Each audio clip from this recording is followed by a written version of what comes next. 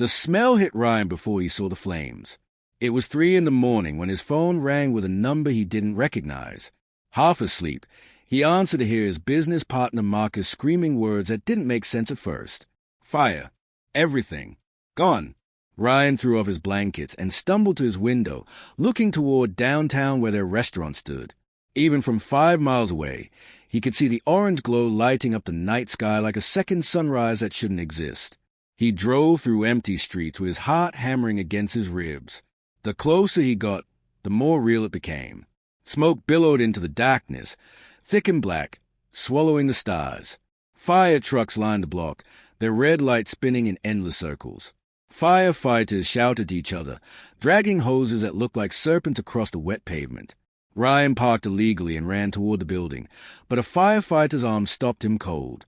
The man's face was streaked with soot, his eyes tired but firm. There was nothing Ryan could do, nothing anyone could do. The restaurant that had taken him 7 years to build was being devoured by flames that cared nothing for dreams or hard work. Reynolds' Bistro wasn't just a business. It was Ryan's entire adult life compressed into brick, wood, and glass. He'd opened it when he was 25 with money borrowed from his parents, his grandmother, and 2 maxed-out credit cards. Every tile on the floor, every light fixture, every piece of art on the walls had been chosen by him. He'd interviewed 43 people before finding the perfect head chef. He'd spent months developing relationships with local farmers and suppliers. The restaurant had been featured in magazines. Food critics had called it a hidden gem, a place where creativity met comfort. Regular customers knew him by name. They came for anniversaries, birthdays, first dates, and business deals. The bistro had become woven into the fabric of the community. Now it was turning to ash. Ryan stood behind the yellow tape and watched his life burn. Marcus appeared beside him, his face pale in the flickering light. Neither of them spoke. What was there to say? The insurance company had sent a letter 3 months ago about policy changes. Ryan had meant to read it carefully, meant to call them back, but the restaurant had been so busy. There had been a wedding reception to cater, a kitchen equipment malfunction to fix, 2 staff members out sick. The letter had ended up in a pile on his desk, buried under invoices and order forms. Now, as flames shot through the roof and windows exploded from the heat, Ryan remembered that letter with perfect, horrible clarity. The fire chief approached them as dawn began to break. His expression told Ryan everything before words were spoken. The building was a total loss. They'd saved the structures on either side, but Reynolds' Bistro was gone. The chief's voice was gentle when he asked about the cause. Had Ryan noticed any electrical problems? Any issues with the gas lines? Ryan shook his head, numb. Everything had been fine yesterday. They'd served 8 to 7 customers. The kitchen had run perfectly. His sous chef had made a joke about finally mastering the souffle. People had left happy, full, satisfied. How could everything be fine one moment and destroyed the next? The sun rose on a smoking ruin. In the gray morning light, Ryan could see the true extent of the damage. The roof had collapsed inward. The walls that remained standing were blackened and unstable. His sign, the one with the custom metalwork that had cost $2,000, lay twisted on the sidewalk. He thought about his staff. 19 people who depended on him for their paychecks. Single mothers, college students, a retired veteran who washed dishes and told amazing stories. They'd all lost their jobs in one night. His suppliers had lost a major customer. His landlord had lost a building. The insurance situation was murky at best, catastrophic at worst. Marcus put a hand on his shoulder. Ryan realized he was shaking. Not from cold, though the morning air was crisp. He was shaking from the realization that everything he'd built was gone, and he had no idea how to begin again. The insurance adjuster arrived on Tuesday with a clipboard and an expression that had seen too many disasters. Her name was Patricia, and she walked through the ruins of Reynolds' Bistro with careful steps, taking photographs and making notes. Ryan followed her, pointing out where things had been. This was the kitchen. That pile of twisted metal was a walk-in freezer. Those charred remains were the dining room where families had celebrated and couples had fallen in love. Patricia listened and wrote, but her face remained neutral. When she finished, she asked Ryan to come to her office on Thursday. The words she chose were careful, professional, designed to reveal nothing. Thursday came too quickly. Ryan sat across from Patricia in a sterile conference room while she explained that his policy had lapsed. Not completely, but enough. The letter he'd ignored had contained important information about coverage changes. He'd needed to confirm certain details, needed to send updated documentation about the building's electrical system. His silence had been interpreted as acceptance of reduced coverage. The bistro had been insured for $300,000. The building and everything in it was worth close to $900,000. Patricia's word was sympathetic, but the math was brutal. Ryan would receive a check, but it wouldn't be enough to rebuild. Not even close. He walked out of that meeting and sat in his car for an hour. His phone kept buzzing with messages from his staff asking when they'd reopen, from suppliers wanting to know about outstanding invoices, from his landlord's attorney about the lease agreement. Ryan didn't answer any of them. He drove to his parents' house instead, the same house where he'd grown up, where he'd first told him about his dream of owning a restaurant. His mother opened the door and knew immediately that something was wrong. She didn't ask questions, just pulled him inside and made coffee. His father listened to everything while sitting in his worn armchair. When Ryan finished explaining the insurance situation, his father was quiet for a long time. Then he asked the question that mattered most. What was Ryan going to do now? Ryan didn't have an answer. He had some money in savings, but not much. The bistro had been doing well, but he'd been putting profits back into the business, upgrading equipment, improving the wine selection, giving his staff raises. His personal account had maybe $15,000. The insurance payout would help with immediate debts, but after he paid what he owed to suppliers and covered his staff's final paychecks, there wouldn't be much left. The next few weeks blurred together in a haze of legal meetings, phone calls, and paperwork. Ryan met with bankruptcy attorneys who used words like restructuring and discharge. He met with his landlord, a real estate developer named Carson, who'd always seemed friendly when collecting rent. Carson was less friendly now. The lease had 2 years remaining, and the building was unusable. Carson wanted compensation for lost rental income. His lawyer sent letters written in language designed to intimidate. Ryan's own lawyer, a tired-looking man named Jim who worked from a cramped office above a dry cleaner, explained that Ryan's liability was complicated. They might need to go to court. Ryan's girlfriend Melissa tried to be supportive, but the stress was corroding their relationship. They'd been together for 3 years, living together for the last 18 months in a nice apartment downtown. Melissa worked in marketing for a tech company and made good money, but she'd grown accustomed to Ryan's income supplementing their lifestyle. Now he was jobless, facing potential bankruptcy, and spending his days meeting with lawyers or staring at his laptop trying to figure out impossible solutions. She suggested he get a regular job, something stable with benefits. She didn't understand that working for someone else felt like giving up, like admitting the fire had won. Their arguments grew sharper. Melissa said he was being stubborn, that pride was a luxury he couldn't afford. Ryan said she was giving up on him, that she'd never really believed in his dreams. The fight that ended them happened on a Tuesday night when Ryan came home to find she'd already packed her things. She'd found her own apartment, signed the lease that afternoon. She cried when she told him, said she loved him but couldn't watch him drown without trying to save himself. The door closed behind her, and Ryan was alone in an apartment he could no longer afford. He stopped sleeping properly. 3, maybe 4 hours a night, always waking up with his mind racing through problems that had no solutions. He'd lie in the dark doing calculations, moving imaginary money around like puzzle pieces that wouldn't fit together no matter how he arranged them. His savings dwindled as weeks passed. His parents offered to help, but they'd already lost money when the bistro burned. They'd been investors, silent partners who believed in their son. Ryan couldn't take more from them. Marcus called every few days, but their conversations grew shorter. Marcus had found work managing a chain restaurant across town. He was sorry, he said, but he had 2 kids and a mortgage.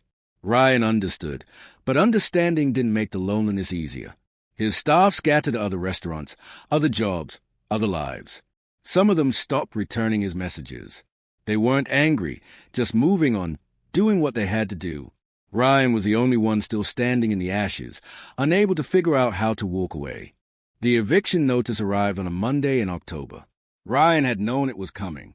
He was 3 months behind on rent, and Melissa's departure meant he was covering the full amount alone. The apartment that had felt cozy now felt cavernous and empty.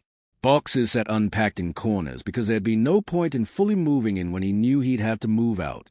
The notice gave him 30 days. He spent those days applying for jobs he was overqualified for and getting rejected because employers could tell his heart wasn't in it. He moved into a studio apartment in a neighborhood where car alarms sang through the night. The place was 400 square feet with a bathroom so small he could touch both walls while sitting on the toilet. The previous tenant had left stains on the carpet that Ryan didn't want to identify. But it was cheap, and cheap was all that mattered now. He sold his furniture because it wouldn't fit. He sold his nice clothes because he had nowhere to wear them. His life compressed into whatever could fit into the back of his aging Honda Civic. The bankruptcy proceedings moved forward with bureaucratic slowness. Jim, his attorney, filed paperwork that detailed every financial failure in clinical language. Ryan had to list his assets, which was depressing because the list was so short. He had to attend a meeting with creditors where he sat across from representatives of every company he owed money to while they asked questions designed to determine if he was hiding anything. He wasn't. There was nothing to hide. He was simply a man who'd lost everything and had nothing left to lose except his dignity, and even that was negotiable. Depression crept in like fog, thick and disorienting. Ryan started sleeping 12, 14 hours a day because being unconscious was easier than being awake. When he was awake, he scrolled through social media, watching other people live lives that seemed impossibly perfect. Former classmates were getting married, buying houses, posting pictures from vacations. His own feed had gone silent. What was there to post? Here's my studio apartment with the stained carpet. Here's another rejection letter. Here's what failure looks like at 32. He stopped posting entirely and eventually stopped looking. His mother called every Sunday.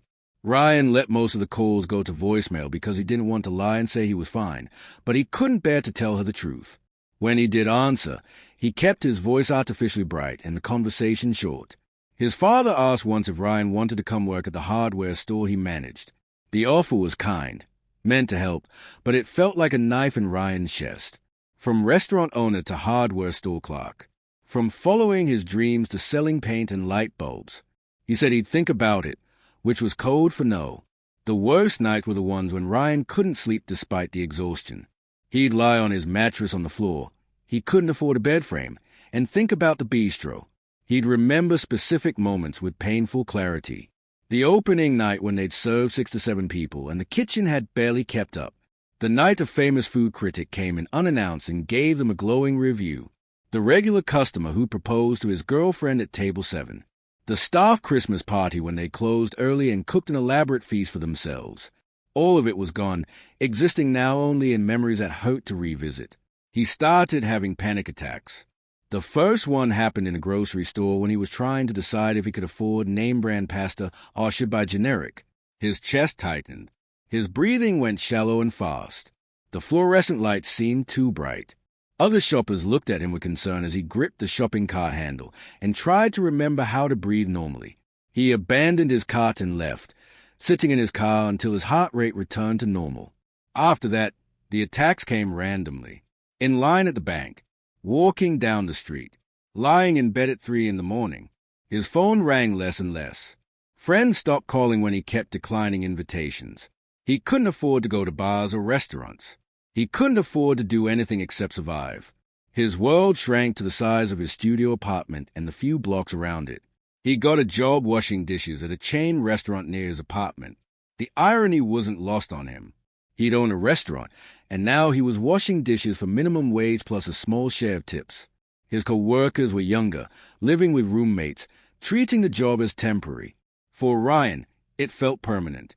The holidays approached with threatening cheer. Stores played festive music. Decorations appeared on lampposts. People talked about their plans with excitement. Ryan worked double shifts on Thanksgiving and Christmas because the holiday pay was slightly better and because being alone in his apartment was worse than being elbow-deep in dirty dishes. His manager, a 26-year-old named Trent who'd never managed anything more challenging than a staff schedule, gave him a pep talk about how dishwashing could lead to line cook positions with patience and hard work. Ryan nodded and said nothing. The new year arrived without celebration. Ryan worked until midnight, went home to his silent apartment, and fell asleep before the clock struck 12. He woke up on January 1st with the same crushing weight on his chest that had been there for months. Another year stretching ahead, full of days that looked identical. Wake up, go to work, come home, sleep, repeat. This was his life now. This was all it would ever be. The customer came in on a Tuesday night during the dinner rush. Ryan was washing dishes in his usual mechanical rhythm when he heard raised voices from the dining room. A manager was apologizing profusely to a well-dressed man who was clearly unhappy with his meal.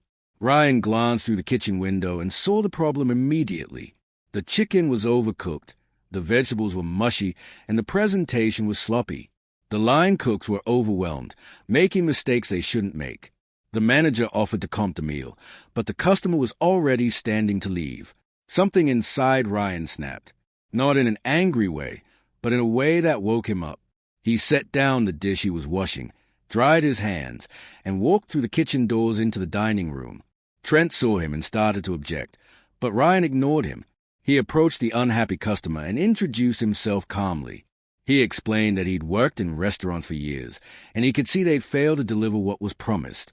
He asked if the customer would give them 15 minutes. The man looked skeptical but sat back down. Ryan went into the kitchen and took charge in a way he hadn't done since the fire. He told one line cook to prepare a fresh chicken breast, showed him the exact temperature and timing. He told another to select fresh vegetables and walked him through proper blanching. He plated the meal himself, taking care with every element. The presentation was clean and elegant. When the customer took the first bite, his expression changed. He finished the entire meal, left a generous tip, and shook Ryan's hand on the way out. He asked for Ryan's name, said he'd be back. Trent pulled Ryan aside after the rush ended. Ryan expected to be fired for overstepping, but instead Trent asked where he'd learned to cook like that. Ryan gave him the abbreviated version. He'd owned a restaurant. It had burned down. He was starting over. Trent was quiet for a moment, then offered Ryan a line cook position with a small raise. It wasn't much, but it was movement. It was progress. Ryan accepted. The new position changed something fundamental. Ryan was cooking again, creating dishes instead of just cleaning up after others. He started paying attention to the menu, noticing where it could be improved. He made suggestions during staff meetings. Some were implemented, some weren't, but people started listening. The head chef, a burnt-out man named Frank who'd been doing the same job for 12 years, started asking Ryan's opinion. They developed a rapport. Frank had talent but had lost his passion somewhere along the way. Ryan had passion but had lost his platform. Together, they started improving the restaurant incrementally. 3 months after taking the line cook job, Ryan had saved $2,000. It wasn't much, but it represented something important. It proved he could climb back. He started having ideas again, the kind that woke him up in the middle of the night, but this time with excitement instead of panic. He bought a notebook and started writing them down. Concept ideas for a new restaurant. Not a bistro this time. Something different. Something smaller, more focused. A place that could be started with limited capital. He began researching food trucks and pop-up restaurants. The barrier to entry was lower than a traditional brick-and-mortar establishment. He could test concepts without massive overhead. He could build a following before committing to permanent space. The more he researched, the more possible it seemed. He joined online forums for food entrepreneurs. He went to food truck festivals on his days off and talked to owners. He learned about permits, about wholesale suppliers, about efficient kitchen design for mobile operations. His mother noticed a change when he called her one Sunday. His voice had energy again. He talked fast, describing his ideas, asking her opinion. She was cautiously optimistic. His father was more direct when Ryan visited the hardware store. He asked if Ryan had learned from his mistakes. Ryan said yes. He'd learned about insurance, about proper documentation, about not taking anything for granted. His father nodded, then asked how much money Ryan would need to start a food truck operation. Ryan had done the calculations. $35,000 for everything: a used truck, equipment, initial inventory, permits, a small buffer for unexpected costs. His father made a phone call while Ryan waited. 5 minutes of conversation in the back office. When he emerged, he said he'd talked to 3 other family members. Together, they could loan Ryan $20,000. Not give, loan, with a structured repayment plan and reasonable interest. Ryan would need to find the remaining $15,000 himself.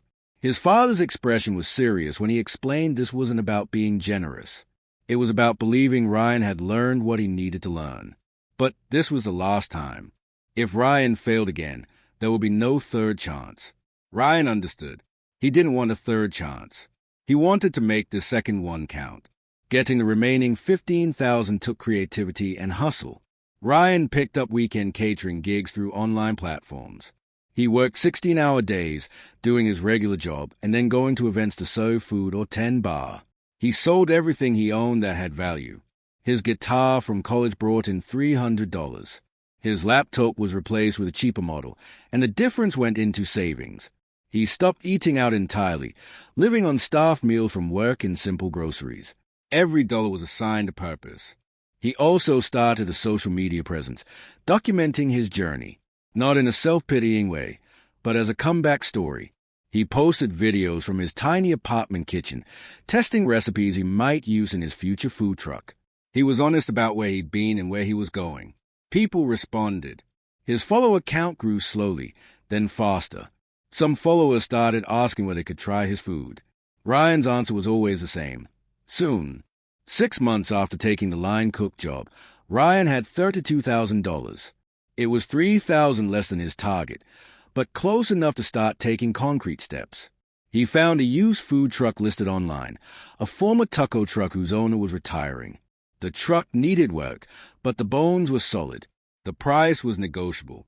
Ryan inspected it carefully, asking questions he wouldn't have known to ask a year ago. He negotiated the price down and made an offer contingent on a mechanic's inspection. The seller accepted. The mechanic found problems that needed fixing, but nothing catastrophic. Ryan spent a week working on the truck himself, doing the repairs he could handle and hiring professionals for the rest. He painted over the old taco graphics with a simple, clean design. The truck's name came to him at 3 a.m, Phoenix Kitchen. The symbolism was obvious but felt right. Rising from the ashes, starting again, refusing to stay down. Getting permitted was bureaucratic torture. Ryan spent hours in government offices, filling out forms, waiting in lines, explaining his plans to uninterested officials. Every department needed something different. Health permits, business licenses, mobile food vendor certifications, parking permits of the locations where he wanted to operate. Each permit cost money and required documentation. Ryan kept a binder organized with tabs for every category. He became friendly with a clerk named Dorothy who'd worked in the permits office for 20 years. She gave him tips on navigating the system and rushed his applications when possible. He finalized his menu in late spring. Keep it simple, he'd learned. Do a few things exceptionally well rather than many things adequately. Phoenix Kitchen would serve gourmet sandwiches with his own creative touches. A Cuban-style roasted pork sandwich with mango slaw. A braised short rib sandwich with horseradish cream. A vegetarian portobello sandwich with balsamic glaze and arugula.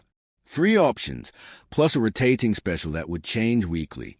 Sides would be equally simple: hand-cut fries with various seasoning options, a small salad, homemade chips.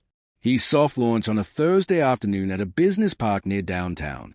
His social media followers had been notified, and about 15 people showed up in the first hour. Ryan worked the truck alone, taking orders, cooking, serving, handling money.